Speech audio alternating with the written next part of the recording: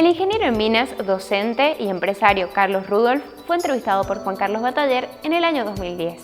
Habló sobre sus orígenes, su infancia, su familia, compartió su visión sobre la minería en aquellos años y también habló del problema legal que lo enfrentó con la Universidad Nacional de San Juan. Esta entrevista nos llega a través de la Fundación Bataller y de su portal San Juan al Mundo. Vamos ahora a presentar el personaje de la semana. Y ahora, el personaje. El ingeniero Carlos Rudolph es el personaje de esta semana. Nosotros queremos mostrar con los personajes no solo los grandes políticos, los hombres que son notas todos los días, sino hay otro San Juan de gente muy representativa que es importante que ustedes la conozcan. El ingeniero Carlos Rudolph es ingeniero de minas, fue director del Instituto de Investigaciones Mineras de la Universidad Nacional de San Juan, fue decano normalizador de la Facultad de Ingeniería de Minas y fue uno de los fundadores de IDEMSA. Pero vamos a ir de a poquito conociendo algo más de la vida de él. Bienvenido a La Ventana, ingeniero. Muchas gracias. ¿De dónde viene ese apellido Rudolph? Y es de origen alemán. Alemán. Sí, sí, sí. ¿Su familia en qué año llega al país? Y mi madre llega después de la Primera Guerra Mundial con 7 años de edad a la 7 Argentina. años. Y mi padre llega a los 23 años a consecuencia del trabajo que hacía. Él venía de una zona de Alemania donde eran todos textiles, como se dicen ahora, ellos decían tejedores, ¿no? Y tenían una industria textil muy fuerte y fabricaban la maquinaria para la industria. Y una de las cosas que la época en que él vino acá es que esas máquinas se usaban para hacer las medias de seda. Medias de seda. Y las máquinas había que instalarlas y calibrarlas, ¿no? Porque hacían de un solo saque 2 docenas de media. Y ese trabajo lo estuvo haciendo en Grecia, en Francia, en otras partes de Alemania, y finalmente en Uruguay, y recaló en Argentina y se puso de novio con mi mamá. ¿Y dónde se instala la familia en Argentina? En Buenos Aires. En Buenos Aires. En Buenos Aires. ¿Y qué es lo que hace usted en San Juan? Y es que yo he tenido una trayectoria cizagueante. Yo no sé por qué cuestión, no me pregunte a qué se debía, pero yo cuando egreso de la escuela primaria, yo quería seguir estudiando en la escuela técnica Otto Krause. Otto Krause, esto estaba en Buenos Aires. En Buenos Aires. Y me faltaban 2 meses de edad y como los requerimientos eran muy altos, no había forma de acceder a eso. En el interín, un familiar, un tío mío,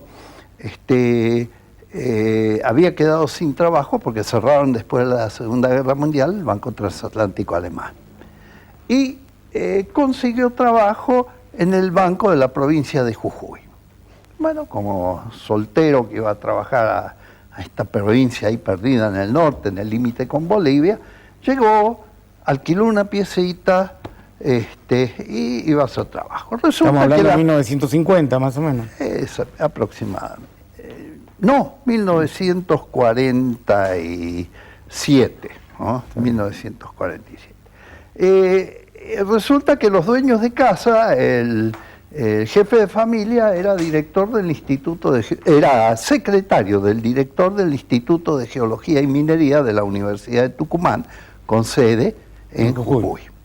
Entonces dijo, mire, dice, nosotros acá tenemos una escuela de minas, que es una escuela modelo, y es una escuela interna, restringido el ingreso para 40 alumnos, y ¿por qué no lo trae a su sobrino a esta zona? Y bueno, salí, llegué a Jujuy, 2 días y 2 noches duraba el viaje, ¿no? En tren, y por supuesto, que a esa edad, a los 12 años, ya decidió ser minero. Y sí, por esas circunstancias, yo no le digo que había una decisión consciente de ser minero, me llevaron las circunstancias a hacerlo. Pero después, cuando tuve que tomar decisiones, una vez que terminé los estudios secundarios, se vino a San Juan, que era el lugar donde se cursaba. Ya no había caso. Mi familia me decía quédate en Buenos Aires a estudiar ingeniería, pero no. Además debe haber influido el hecho de que yo hacía ya muchos años que vivía solo. ¿no? Y estaba acostumbrado solo con un tío soltero. Y como buen ingeniero de minas, seguro que se casó con una sanjuanina. Sí, sí, porque por supuesto. Casi todos los ingenieros de minas de la República Argentina se han casado con sanjuaninas. Efectivamente. Me casé con una sanjuanina luego de un largo periodo de noviazgo, ¿no?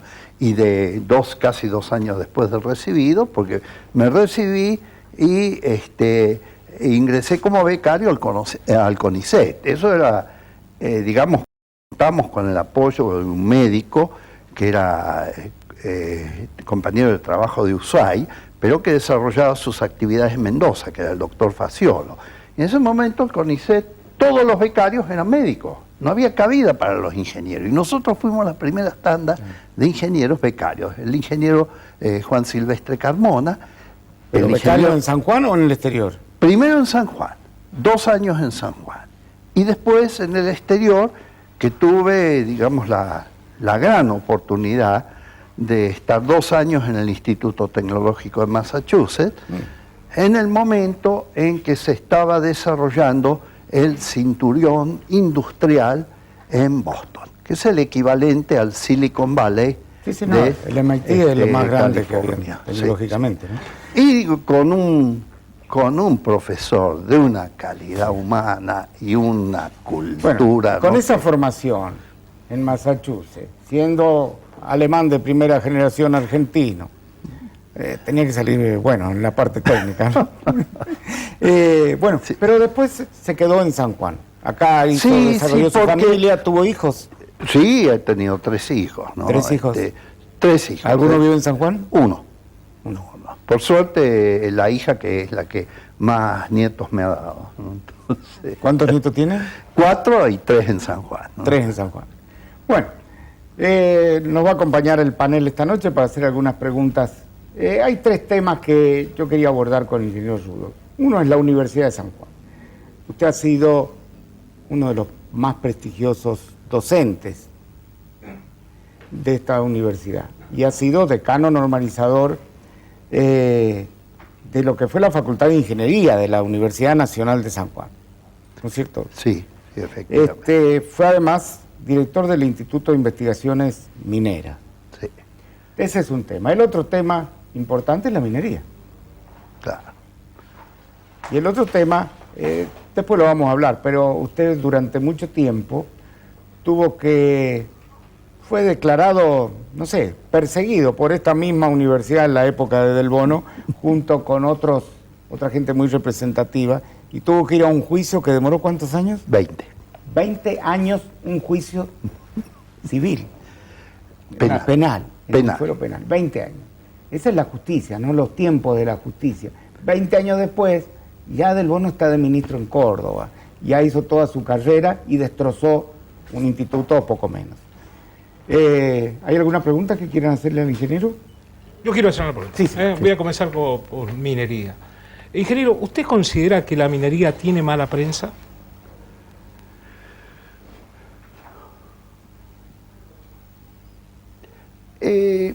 ¿Estamos hablando de San Juan o del país? De San Juan, de San Juan.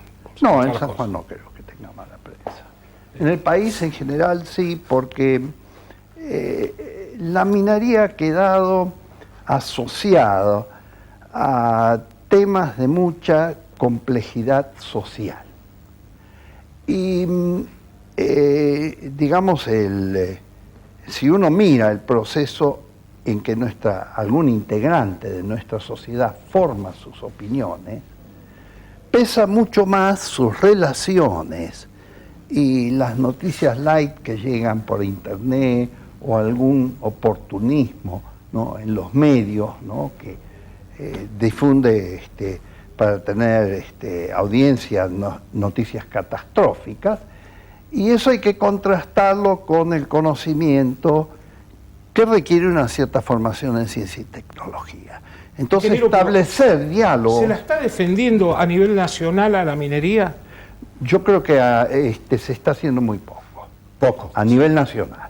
A nivel provincial han reaccionado, ¿no? Y yo veo que se va progresando, hay una imagen más clara y creo que el pueblo de San Juan está sintiendo los resultados de la actividad minera, ¿no? Porque hay que ver que el hombre tiene fuentes de riqueza, y a partir de esas fuentes de riqueza salen los recursos para la mejora de la sociedad. Pero ¿no tienen también algo de culpa las mineras que de alguna manera en vez de salir a explicar a veces se cierran? Mire, lo que pasa es que esto hay que verlo en la perspectiva de un proceso de transformación. O sea, siempre hay una gran confusión de lo que fue la minería, de lo que dejó, mirá qué pasó acá, qué pasó allá, y de lo que es la minería actual y cuáles son los requerimientos para que una gran empresa minera, digamos las chicas también, sobrevivan como empresas, ¿no? Está muy asociado con la parte ambiental, ¿no? O sea, yo dirigí en la década del 70, dirigí los estudios de prefactibilidad del Bajo de la Lumbrera, que ha sido la primera mina grande que ha habido en la Argentina y que está en número 8 a nivel mundial como yacimiento. Eso fue desarrollado por el ingeniero Millán cuando era presidente de IMAT. Y en ese momento las cuestiones ambientales ocupaban un lugar chiquitito, razonable.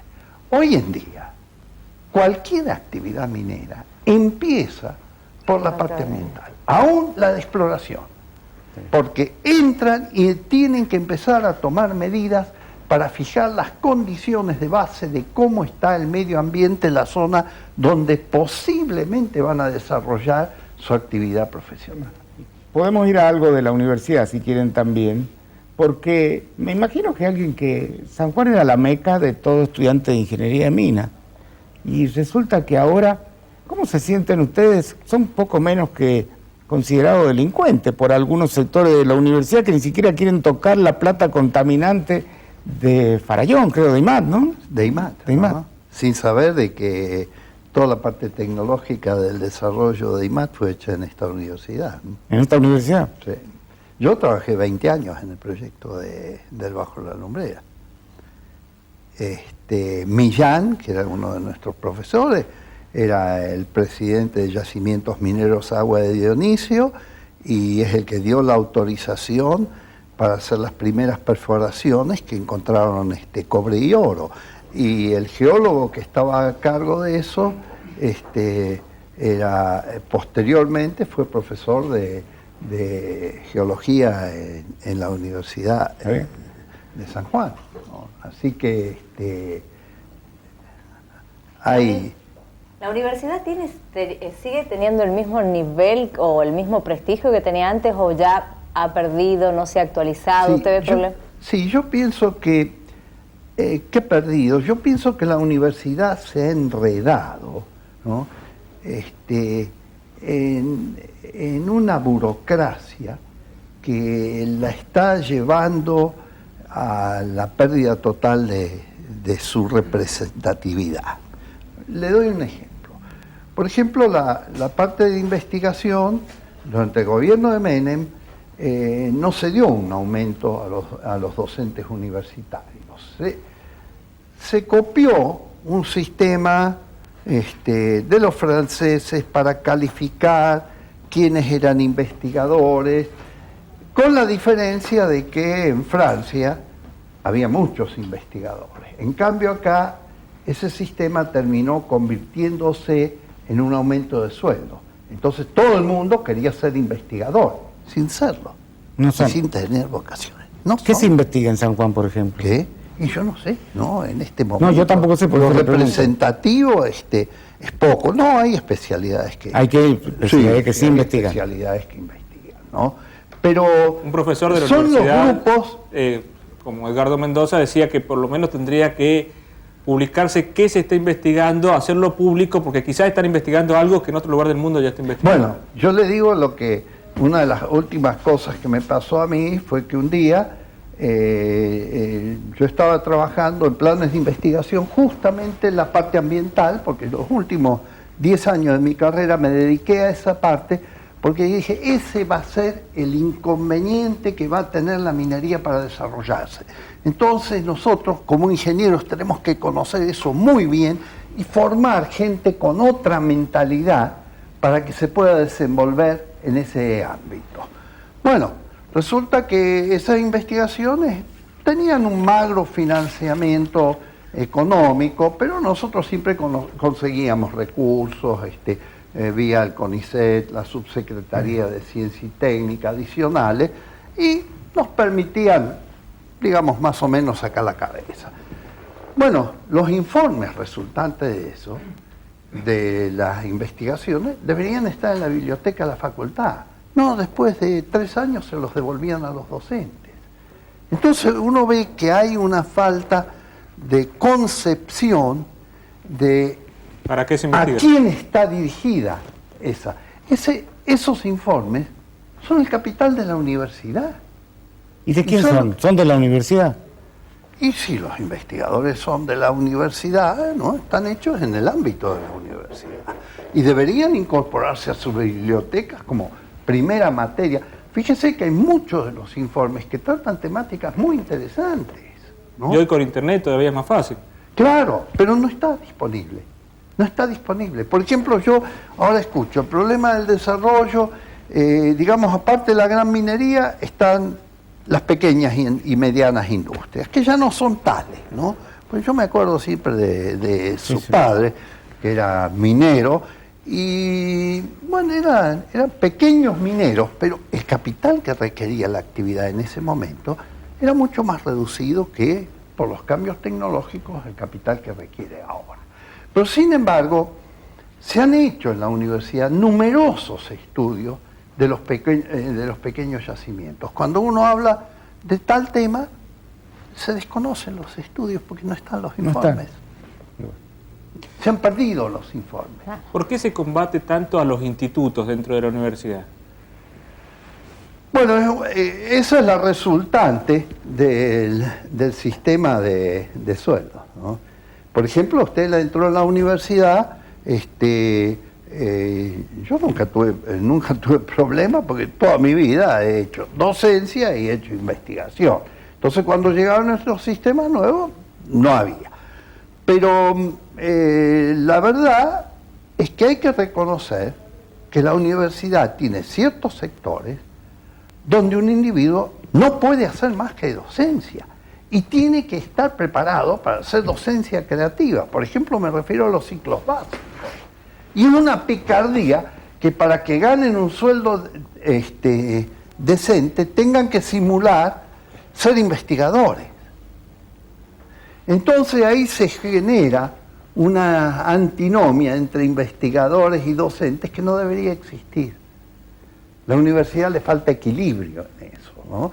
Y, digamos, la falta de equilibrio no es responsabilidad de la propia universidad, es responsabilidad de los conductores de ciencia y técnica y de la educación superior en la Argentina, que han visto un modelo, lo han copiado y bueno, ahí vamos, ¿no? Entonces, tenemos un sistema en la actualidad que limita el número de trabajos que usted puede hacer, limita el número de becarios que usted pueda tener. Yo le aseguro que de los trabajos que he hecho yo no podría hacer ni la quinta parte en este momento con las reglamentaciones vigentes, ¿no? Así que es complejo y es disociante el sistema mismo en la parte interna de la universidad. ¿Por qué? Porque no hay la valentía de reconocer, señores, como decían los mexicanos, en esto era un encanto, decía, nosotros tenemos profesores estrella. ¿Y quiénes eran? Eran los que en el ciclo básico arrastraban, digamos, los talentos, impulsaban las vocaciones, ¿no? Y acompañados habían unas personalidades. Yo veía cómo hacían en MIT cuando estaban. En MIT, bueno, había un profesor de física que daba a los ingresantes al Bachelor of Arts, ¿no? Que era la primera etapa de la educación, daba los cursos de física. Pero de vez en cuando venía un viejito que andaba caminando y que parecía un viejo loco perdido, que andaba caminando por los pasillos de MIT, que era el profesor Wiener. ¿No? Y el profesor Wiener era el fundador de toda la informática moderna. Y de vez en cuando el profesor Wiener iba y daba una clase magistral. Y eso arrastraba, motivaba. Entonces, yo digo, pobrecitos los chicos también. No hay quien los motive, no hay ejemplos que se puedan seguir, ¿no? Esa es la gran dificultad. Esto, ingeniero, nos está pasando en muchos campos en la Argentina. Pasa en el fútbol. Se van, venden las estrellas y después pasa en los hospitales. Los grandes cirujanos en el mundo trabajan en hospitales públicos. Sí. Aunque sea un día a la semana. Claro. No, además que estamos en una sociedad que no le perdona un tranco de pollo a nadie, ¿no? Dice, ¿cómo este tipo que vive al lado de mi casa y que los fines de semana lo veo regando el jardín, es un genio? No puede ser. Este debe ser un chanta que se disfraza de genio durante la semana, ¿no? Ahí lo ve, ¿no? Está con la pala dando vuelta a la tierra. Bueno, ¿y a qué se debió que de pronto el Instituto de Minería de la universidad, que yo recuerdo era el árbitro en cualquier litigio que hubiera internacional en la América Latina, sí. Era lo más representativo, y de pronto ustedes empiezan a tener problemas? Cuando hablo de ustedes, hablo del instituto y de IDENSA, la empresa que habían formado. Del Bono prohija un juicio contra ustedes, un juicio penal, y eso poco menos que se empieza a desarmar, ¿no? Sí. Pierde al menos.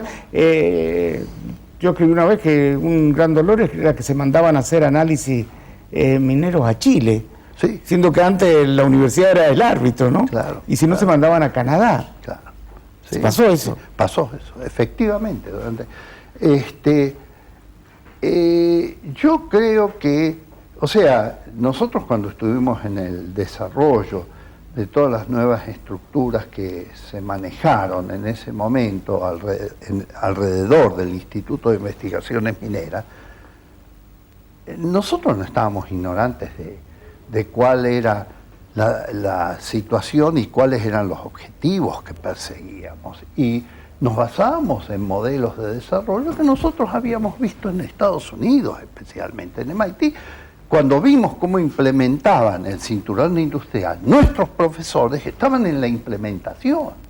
Y eran profesores que estaban mitad del tiempo en la industria, mitad del tiempo adentro, ¿no? Y, por ejemplo, el principal profesor que tuve yo, que era un gran especialista en beneficio de minerales, él me decía, mire, yo de cada 3 pesos que gano, 2 viene por la consultoría. Y la universidad lo obligaba a tener consultoría, porque eso arrimaba la industria a la universidad. Sí. Tengo que esperar 20 años para que la justicia le diera la razón a ustedes. Sí, efectivamente. Fue una espera larga. Todavía, yo le digo que en noviembre del anteaño pasado salió el dictamen en juicio oral, ¿no? Nosotros tuvimos oportunidad de optar a una salida de ese juicio a través del, digamos, porque había muchas de las actividades que habían vencido. Pero finalmente optamos por el juicio oral porque dijimos, esto siempre va a quedar la sombra de la duda encima de una salida de claro, pero todo esto frente a una prescripción, usted ya siempre se van a preguntar, ¿y habrá sido? ¿No habrá sido? Mira cómo zafaron, ¿no? ¿Cuánto influyó esto, principalmente internacionalmente, cuando iba a algún lado y que decían, en San Juan todavía está abierto un juicio por tal motivo? No, era peor el asunto, era peor. Yo he estado en reuniones en la Secretaría de Minería de la Nación, especialmente con el amigo Schiaretti, ¿no? En que nos trató de ladrones. Dice, yo no sé por qué ustedes se sientan en esta mesa, porque ustedes son unos ladrones. Bueno, ahora Del Bono es ese funcionario de bueno, o sea, no fueron tan solo 20 años, sino 20 años con sapos y culebras. Cuando le dieron ya la razón, usted tenía más de 70 años. Sí, tenía más. Ya había dejado de ser profesor de la universidad. Sí. Ya se había perdido una empresa, se había perdido tantas cosas. Y la universidad. Y la universidad había perdido un poquito de nivel. Ingeniero Rudos, ha sido un gusto tenerlo en la ventana. Muchas Ha sido el personaje de la semana.